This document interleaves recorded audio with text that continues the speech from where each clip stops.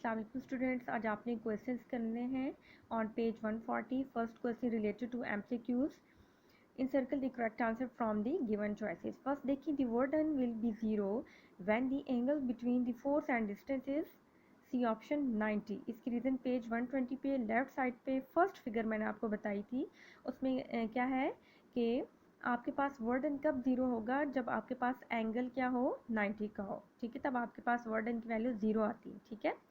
Second, if the direction of motion of force is perpendicular to the direction of motion of body then work done will be zero. यहाँ पर भी page 120 पे reason बताई गई है आपको कि जब आपके पास फोर्स और डिस्प्लेसमेंट या डिस्टेंस परपेंडिकुलर हो तो वहाँ पे वर्क की वैल्यू ज़ीरो होती है, ठीक है। थर्ड देखिए, if the velocity of body become double then its kinetic energy will become 4 times. इसमें भी सी ऑप्शन पे सर्कल करें। इसका हिंट मैंने आपको बता दिया सामने। इसमें देखिए कह रहे हैं कि अगर वेलोसिटी को डबल किया जाए, यानी वेलोसिटी की जगह आप 2v पुट कर लें तो वहाँ पे 2 का स्क्वायर 4, तो वहाँ पे काइनेटिक एनर्जी क्या आ जाएगी, बिकम 4 टाइम्स आ जाएगी, ठीक है। इसके बाद फोर्थ देखिए, the word done in lifting a brick of mass 2 kg through a height of 5 metre above ground will be 100 joule. इसमें डी ऑप्शन पे सर्कल करें। इसमें फार्मूला यूज होगा W is equals to mgh। तीनों values put करेंगे तो आपके पास 100 जॉल आ जाएगा।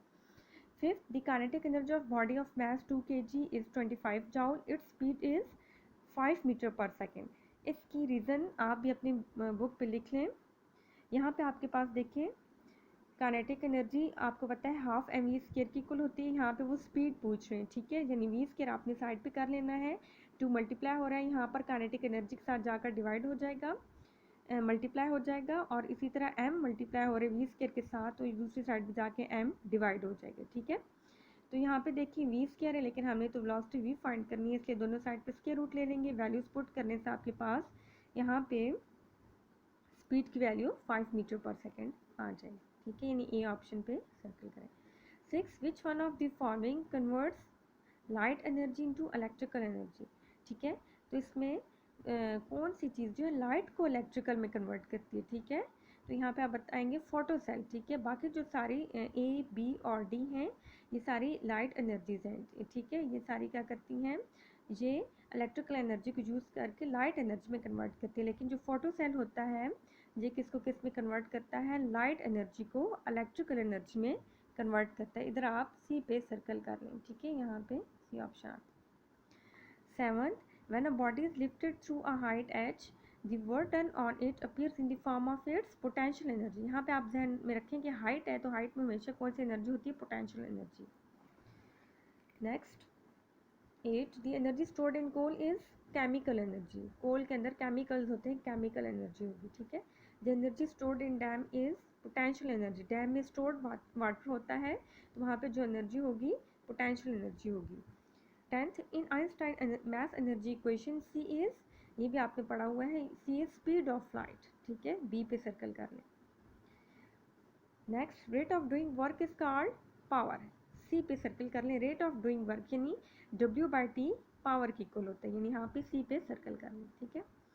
इसके बाद देखिए जी क्वेश्चन आंसर स्टार्ट होते हैं। कुछ क्वेश्चंस के आंसर हैं बुक पर और कुछ की कॉपी पर लिखवाऊंगी, तो पहले आप सब अपनी बुक पे लिख लें, सब अपनी बुक पे सामने लिख लें कि कौन सा क्वेश्चन जो है उसका आंसर बुक पर और किसका कॉपी पर है, ठीक है।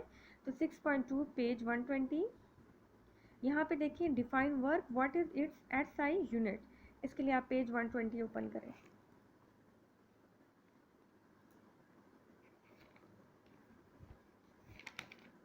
यहाँ पे बात हो रही है क्वेश्चन में, पहले देखें किसकी बात हो रही है, वर्क डिफाइन करना और इसका SI यूनिट को डिफाइन करना है, ठीक है। इसके सामने पेज 120 लिखें वर्क। इसमें आपके पास वर्क की डेफिनेशन आ जाएगी, ठीक है, ये हाईलाइटेड वर्क की डेफिनेशन एंड इट्स यूनिट, ठीक है। इसके बाद आप लिखेंगे ऐसे यूनिट ऑफ वर्क इज जोल, और फिर जोल की डेफिनेशन, और 1 जोल न्यूटन मीटर की इक्वल है। यहाँ तक न्यूटन मीटर तक इस क्वेश्चन का आंसर आएगा, ठीक है। इसके बाद 6.3 क्वेश्चन फ्रॉम कॉपी लिखें, 4 from copy, 5 from copy. 6, define kinetic energy and derive it's relation. 6 के सामने पेज 122 ओपन करें।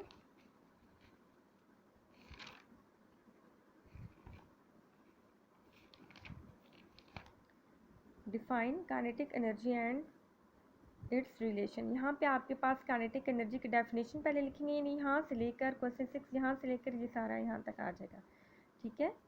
इसी तरह नेक्स्ट क्वेश्चन 7 यहाँ पे देखें, define potential energy and derive it's relation, ठीक है। तो इसके सामने लिखें पेज 122 123 पेज ओपन करें, पोटेंशियल एनर्जी, जी यहाँ पे देखें डिफाइन, इसमें आपने ये हाईलाइटेड डेफिनेशन लिखनी है, उसके बाद G relation let a body of mass m, यहाँ से स्टार्ट करना है, यानी डेफिनेशन लिखने के बाद let a body of mass m ये सारा आपने लिख लेना है अगले पेज पर यहाँ तक। Potential energy is equals to mgh, यहाँ तक इसका आंसर है, ठीक है। पेज 124 की फर्स्ट लाइन तक आंसर है। Next question 6.8 from copy 9 from copy 10 from page 127, how is energy converted from one form to another, explain, page 127 open करें।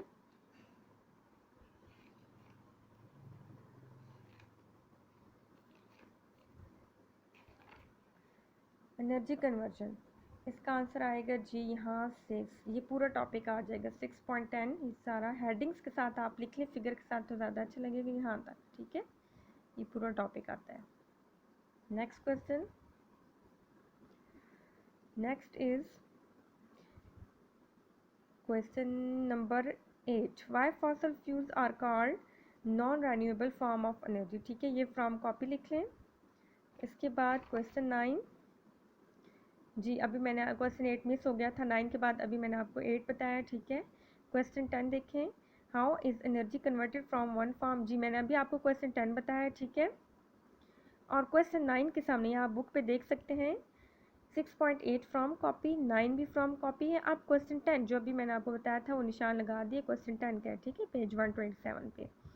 क्वेश्चन 11 फ्रॉम कॉपी, क्वेश्चन 12 का आंसर यहीं सामने लिख लें, name a device that converts mechanical energy into electrical energy, ठीक है। तो इसमें क्या है, आप लिखेंगे एसी जनरेटर, फिर आगे क्वेश्चन से आंसर निकालेंगे that converts mechanical energy into electrical energy, ठीक है। इसका आंसर यहीं पर आप लिख लें एसी जनरेटर, फिर आगे आपने क्वेश्चन से आंसर निकालना है। फिर question 13, what is meant by the efficiency of a system, ठीक है। इसके सामने लिखिए पेज 136 ओपन करें, what is meant by efficiency of a system, इसमें आपने डेफिनेशन लिख लेनी है और फार्मूला लिख लेना है, ठीक है। आप देख सकते हैं यहाँ से लेकर यहाँ तक 13 का आंसर है। इसके बाद 14 क्वेश्चन देखें, how can you find the efficiency of a system, आप इसके सामने भी पेज 137 लिखें, 14 के सामने भी पेज 136 लिखें, यानी क्वेश्चन 14 के सामने आप देख सकते हैं पेज 136 लिखें और ओपन करें। आप एफिशिएंसी ऑफ सिस्टम कैसे फाइंड कर सकते हैं, तो आप लिखेंगे फर्स्ट, पहले आप ऊपर इधर लाइन लिख लें, we can find efficiency of a system by using the following formula, यानी आप एफिशिएंसी ऑफ सिस्टम ये फार्मूला लिखेंगे और फिर परसेंटेज एफिशिएंसी तक, ठीक है, आप देख सकते हैं यहाँ से यहाँ तक। Next 15, what is meant by the term power, page 137,